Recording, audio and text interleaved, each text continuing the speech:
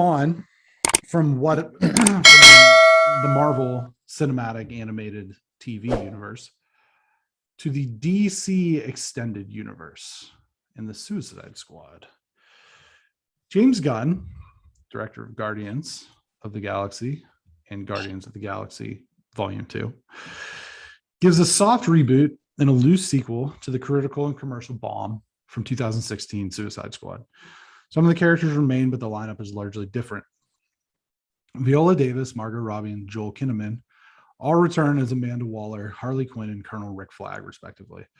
They're joined by newcomers Idris Elba, who plays Bloodsport, John Cena, who plays Peacemaker, Sylvester Stallone as the voice of the CG character King Shark, Daniela Melchior, Ratcatcher 2, and David,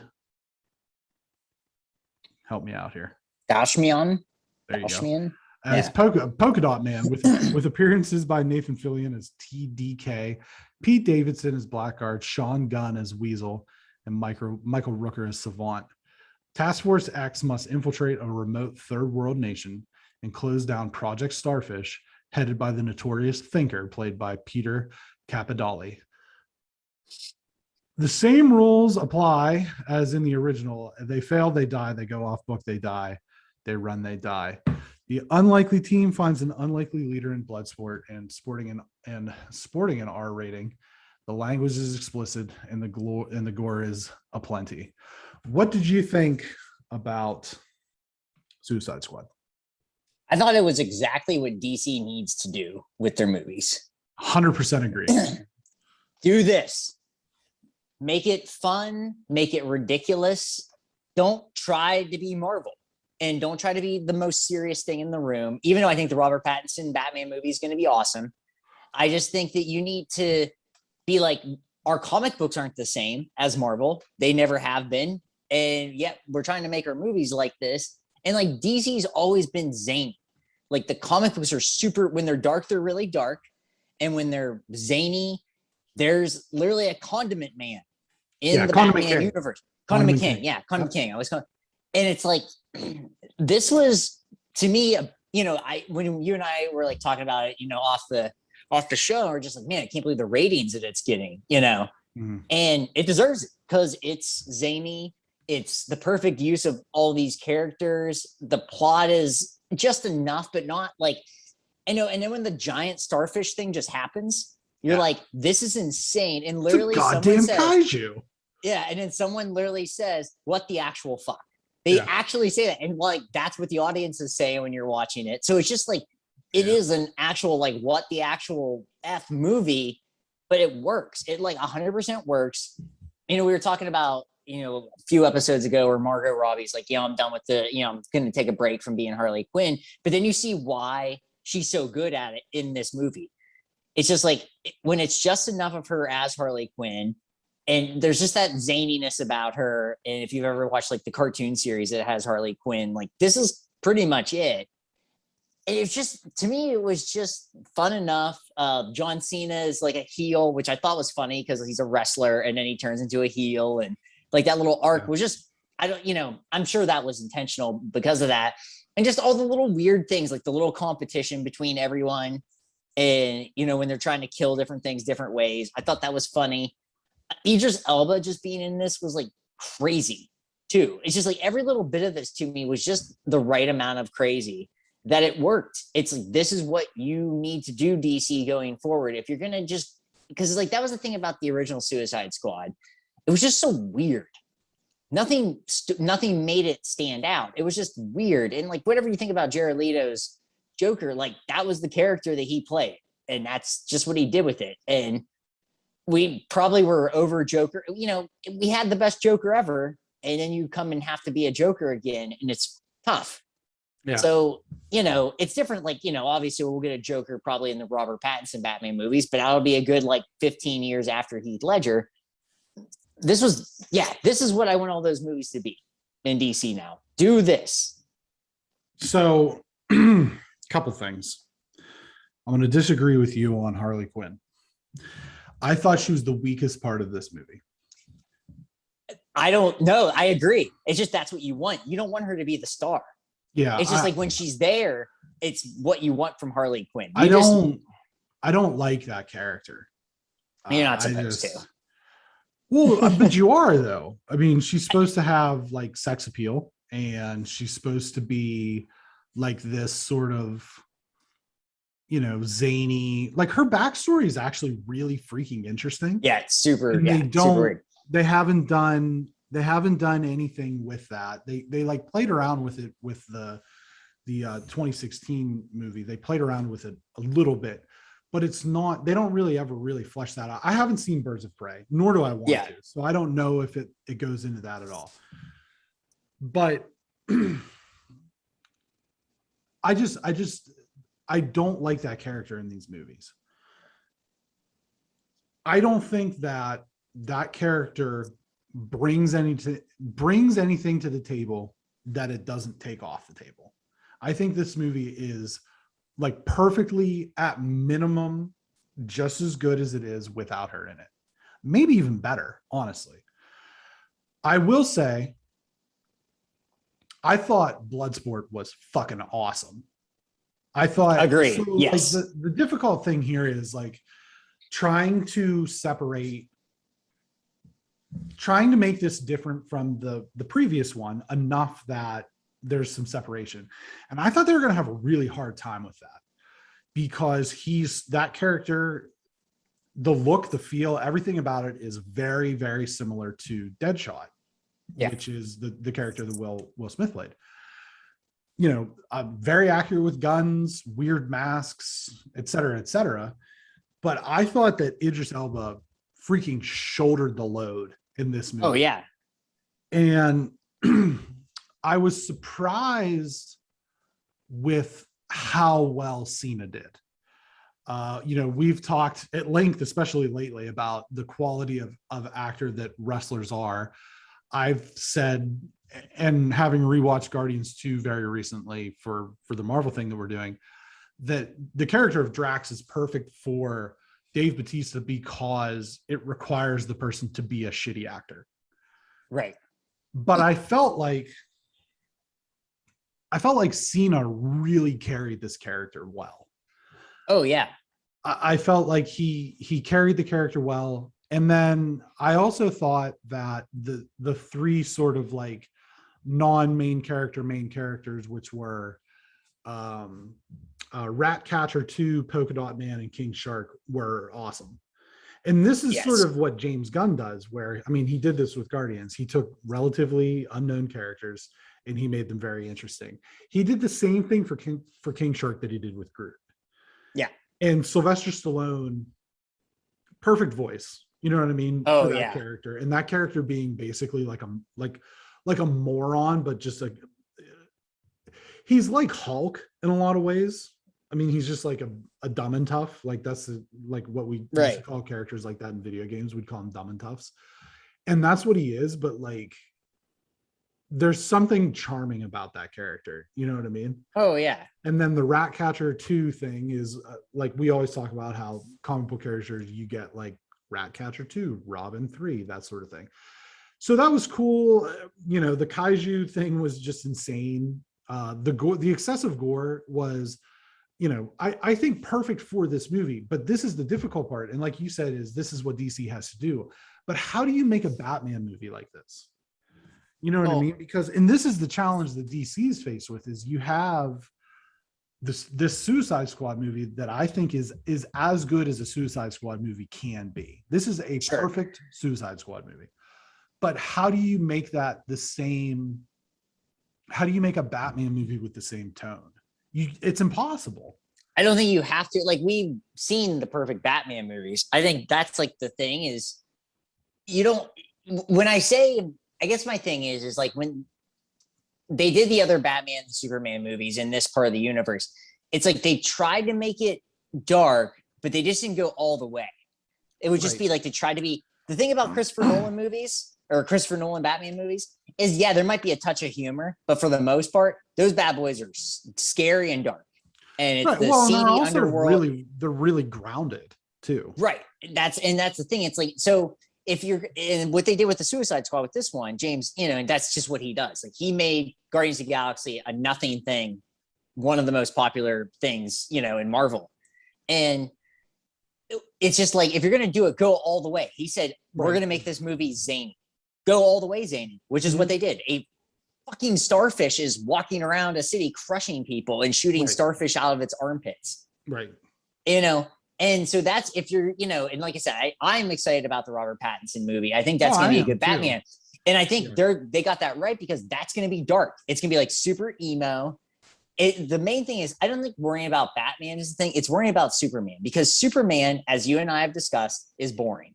Right. It's hard to make that. And I feel like what you've got to do with Superman is it's the God complex.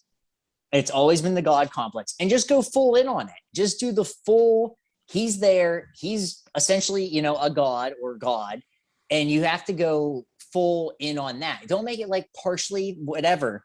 If DC, that's what Marvel's done with their movies, is they go full in, but don't copy Marvel. Don't try to be everything that Marvel is, because you can't do it. And it's like, this is, a Marvel movie, as funny as Guardians of the Galaxy is and as zany as it is, it's not this zany.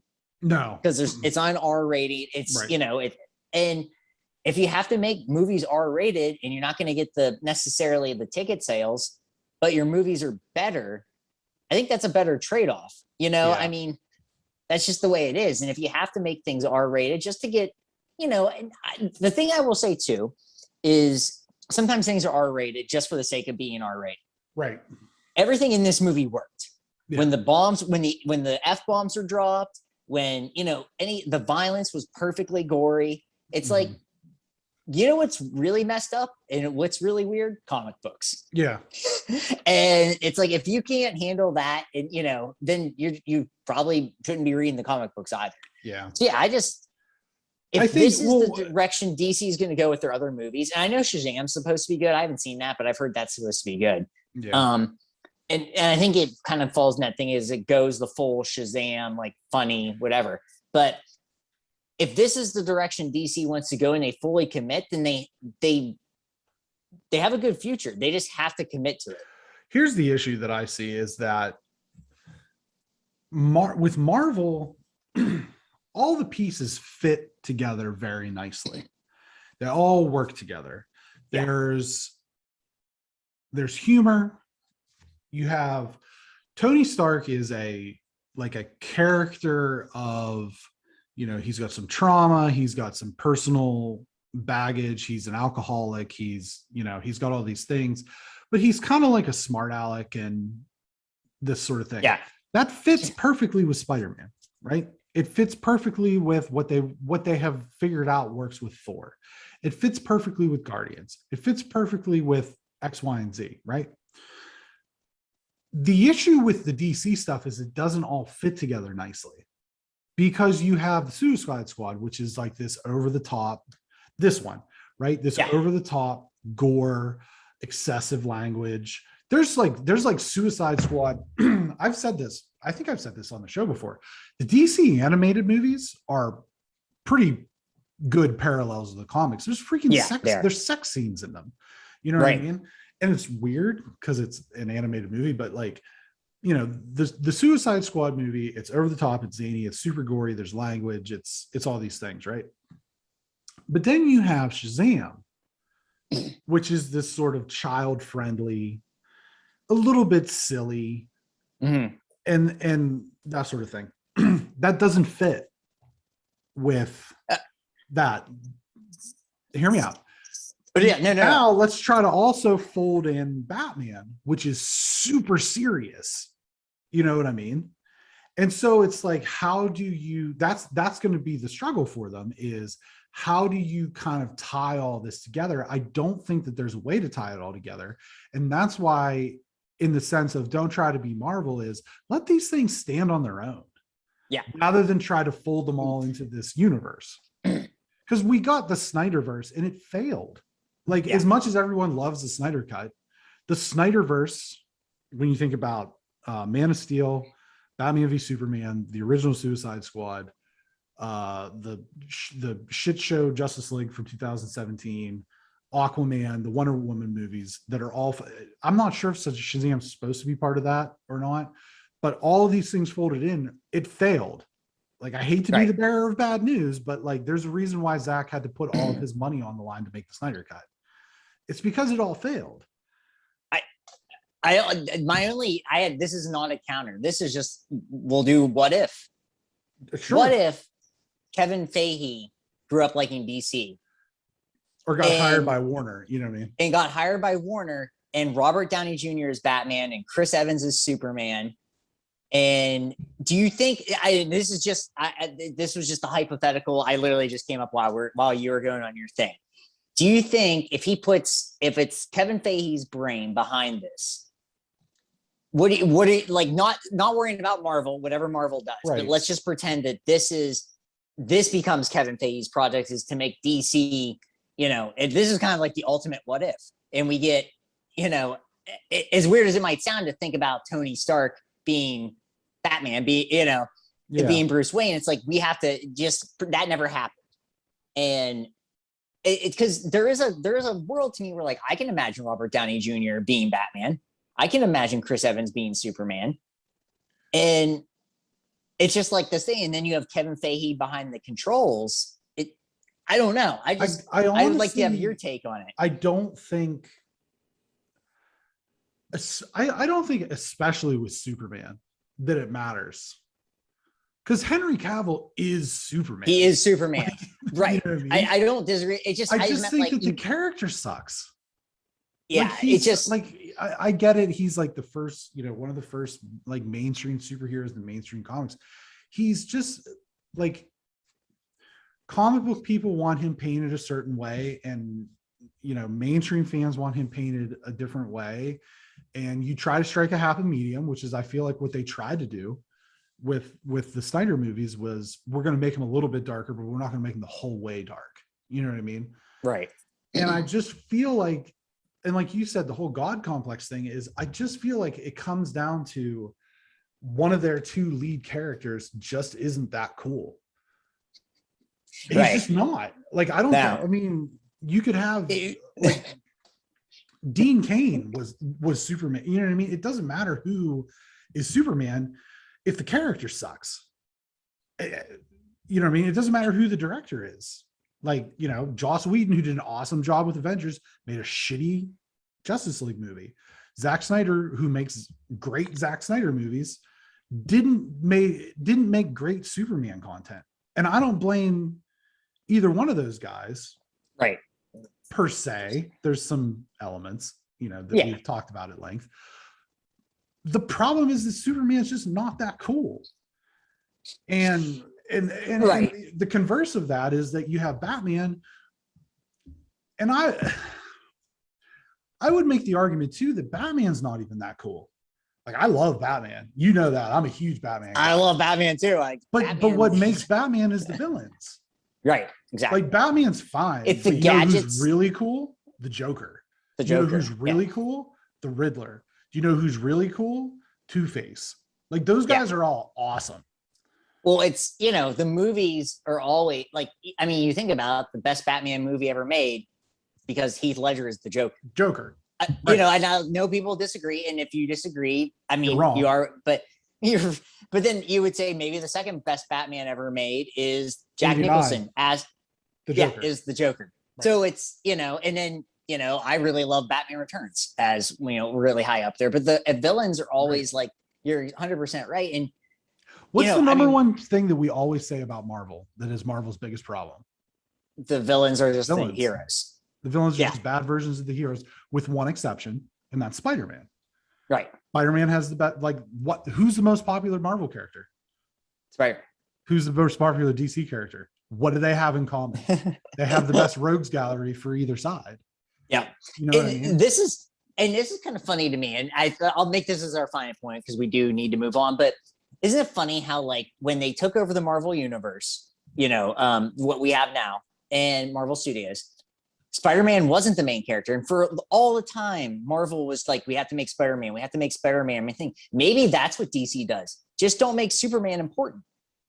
You know what I mean? That's maybe the thing, because, Spider-Man is important. He's more important now, of course, but he's still not the most important character in the Marvel universe. I don't think, for most people. It's just like, we're excited to see Tom Holland, But Yeah.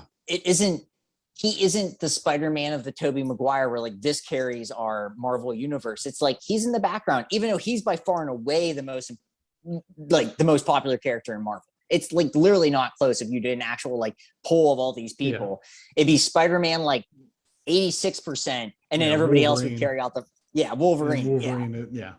Here's what I'll say, and I know you said you want to make that the final point, but I'm going to make the final point. My final point is I do think that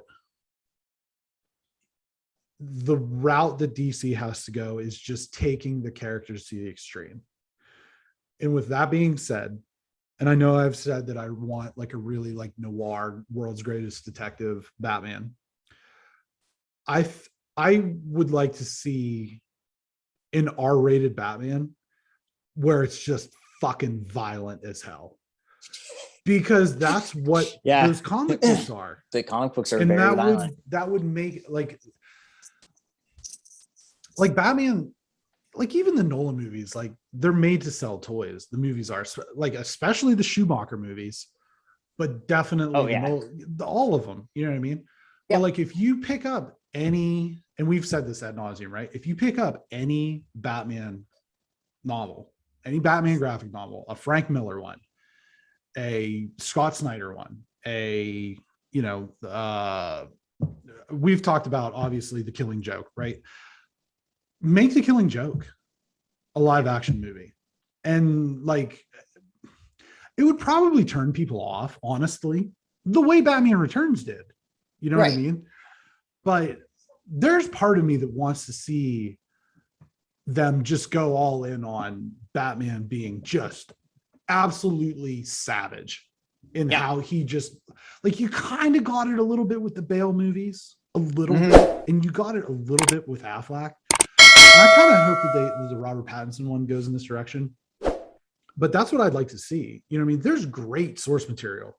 There's great source material for the rest of the characters.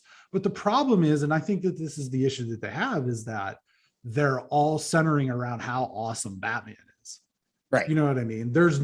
Whereas like with Marvel, there's a bit of a back and forth between Cap and Iron Man, there is none of that in DC with their best stuff. Like Tower of Babel is a great graphic novel, a DC graphic novel.